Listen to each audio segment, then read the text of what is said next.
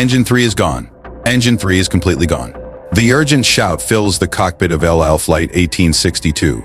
It's October 4th, 1992, at 6:27 p.m., and everything is going terribly wrong. Warning lights flash everywhere as Captain Yitzhak Fuchs fights with the controls of his Boeing 747 cargo plane. The massive aircraft shakes violently, an awful grinding noise drowning out everything else. Red warning lights cover the instrument panel like Christmas lights gone wrong. This is every pilot's worst nightmare coming true. Mayday, mayday. Amsterdam control. LL 1862, we have an emergency. First Officer Arnon Ohad's voice crackles over the radio.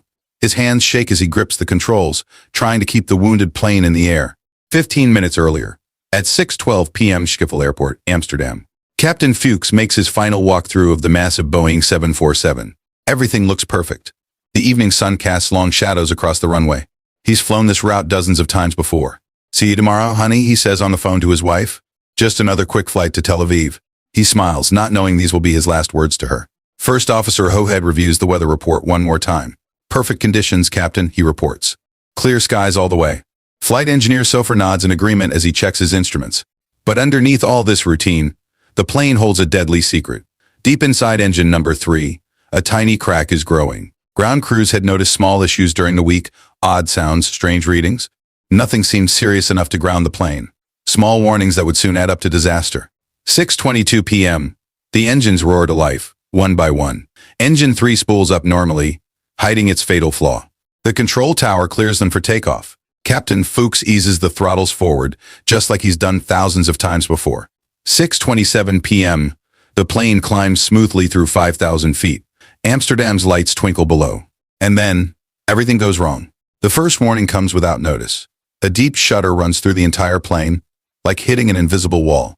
Captain Fuchs grabs the controls tighter, feeling his aircraft shaking in a way he's never felt before. Something's wrong with Engine 3. Flight engineer Sofer shouts, pointing at his warning panel. But before anyone can react, a massive bang rocks the plane. The entire Boeing 747 rolls violently to the right. What they can't see in the darkness is the horrifying truth. Engine 3 hasn't just failed. It's completely torn away from the wing, and it's taking Engine 4 with it. Two massive engines, ripping free, falling toward the houses below. Amsterdam control, Captain Fuchs calls, fighting to keep his voice steady. LL 1862, we have an emergency. We've lost Engine 3. Roger. LL 1862, the controller responds calmly. Turn right heading 270. Do you need immediate landing? But more warning lights keep flashing. The plane isn't responding right. First Officer Ohad pushes against the controls, trying to keep the wings level. It's like trying to drive a car with two flat tires. Nothing works the way it should. "We're losing hydraulic pressure," Sofer announces, his voice getting tenser. "And fuel readings, they're dropping too fast." Each new warning tells them this is worse than just one failed engine. The plane keeps wanting to turn right, fighting against every command. Captain Fuchs and First Officer Ohad work together, using all their strength to keep the aircraft steady. But they're slowly losing the battle. "LL 1862, say your intentions," the controller asks. Below them, Amsterdam's lights stretch out like a glittering carpet. A city of 1 million people, unaware of the drama unfolding above them. "We need," Captain Fuchs pauses, realizing how bad things are getting. "We need immediate return to airport. Multiple systems failing." What no one in the cockpit knows yet is that their situation is even worse than they imagine. The missing engines have torn away crucial parts of the wing. Every minute they stay in the air, more systems are failing. Every second counts. And the clock is ticking. The controls are getting heavier. First Officer Ohad shouts, struggling with the yoke. His arms strain against the force. The damaged plane fights back against every move, like a wounded animal refusing to be tamed. More red lights flash across the panel. Flight engineer Sofer's voice gets more worried with each new warning. "We're losing hydraulic system 1, now system 2. Fuel is leaking from the right wing." Captain Fuchs knows they're running out of choices. Each passing minute brings a new problem. The plane keeps dropping, no matter how hard they try to keep it up. LL 1862, turn left heading 180. Amsterdam control guides them. But the plane won't turn left. It only wants to go right, toward the damage, toward disaster. Unable to turn left, Fuchs reports, his calm voice finally showing signs of stress. "I repeat, unable to turn left. The controls, they're not responding correctly." In the cockpit, these three men who have flown together many times before work as one. While Fuchs and Ohad fight with the controls, Sofer runs through every procedure he knows, trying to find something, anything that might help. "Could we dump fuel?" Ohad suggests, sweat running down his face, but Sofer shakes his head. "The fuel system is damaged. They're stuck with a plane that's too heavy, too broken, and getting harder to control by the second. ILL 1862, what's your status? The controller's voice crackles through the radio. Captain Fuchs takes a deep breath before answering. We have multiple system failures. Aircraft is very difficult to control. Request immediate emergency landing. The lights of Amsterdam shine below them. Beautiful, but dangerous. They need to land soon, but the plane keeps sinking. They're not going to make it to their planned runway. Every option is disappearing one by one. We need to try something else, Fuchs decides, knowing each choice could be their last. We can't keep flying like this. The plane shudders again, warning them that time is running out. What started as a routine flight has turned into a desperate battle for survival. And they're losing that battle. In the next few minutes, these three experienced pilots will face the hardest decision of their lives. But right now, they don't even know if they'll have minutes left. Below them, people on Amsterdam streets start noticing something wrong. A huge plane flying way too low, trailing fire against the dark sky. Some point their cameras upward. Others just stare frozen in place. That plane's in trouble, someone shouts from a street corner. It's not supposed to fly that low.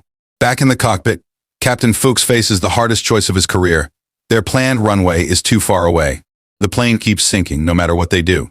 They're running out of time. We need to try for the closer runway, he decides. But even as he says it, more warning lights flash. The plane shakes harder now, barely responding to the controls. Hydraulics almost gone, Sofa reports, his voice shaking. Fuel pressure dropping. We're losing everything. Captain. First Officer Ohad wipes sweat from his face with one hand, still fighting the controls with the other. She's not going to make it to any runway. He says what they're all thinking. We're too heavy, losing too much altitude. On the ground, fire trucks start racing through Amsterdam streets.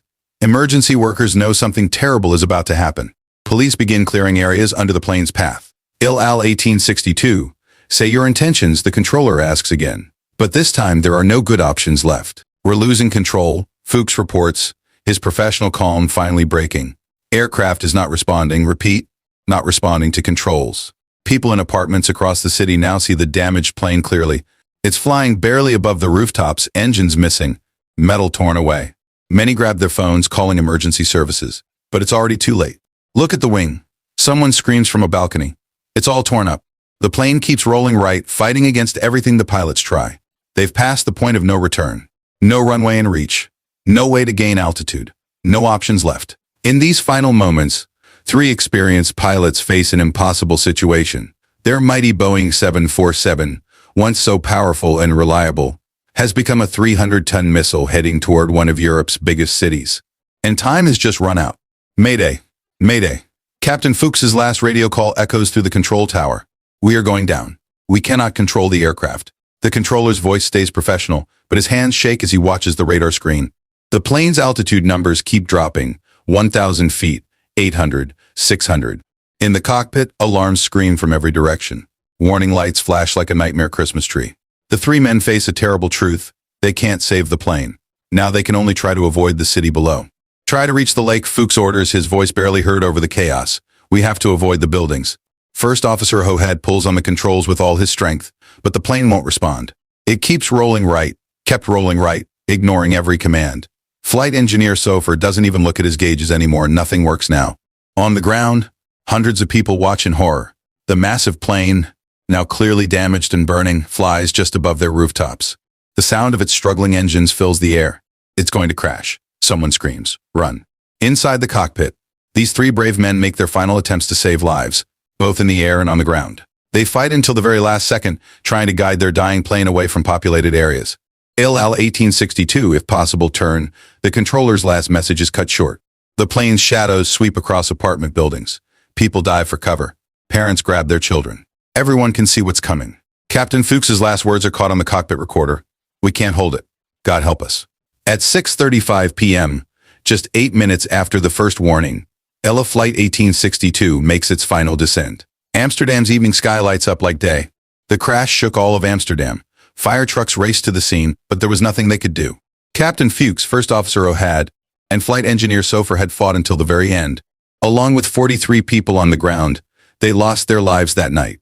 In the days that followed, investigators found the truth. A small crack in the fuse pin, a metal part no bigger than a finger, had started it all. This tiny piece was supposed to hold the engines to the wing. When it broke, it took both engines with it. The crash changed aviation forever. Airlines worldwide checked their planes for similar problems. Boeing redesigned the fuse pins on all 747s. Every pilot learned from the bravery of Flight 1862's crew, who fought to save lives until their final moments. Today, a memorial garden stands where Flight 1862 came down. People still bring flowers, remembering not just the crew, but all 46 lives lost that night. The garden's peaceful silence tells a story of how one hidden crack, one small flaw, changed so many lives forever. The legacy of El Al Flight 1862 lives on in safer skies. Every aircraft flying today carries the lessons learned from that October evening in 1992. But behind all the technical changes and new safety rules, there's a simple truth. This is a story about people, the ones we lost, the ones who remember, and the ones who make sure it never happens again.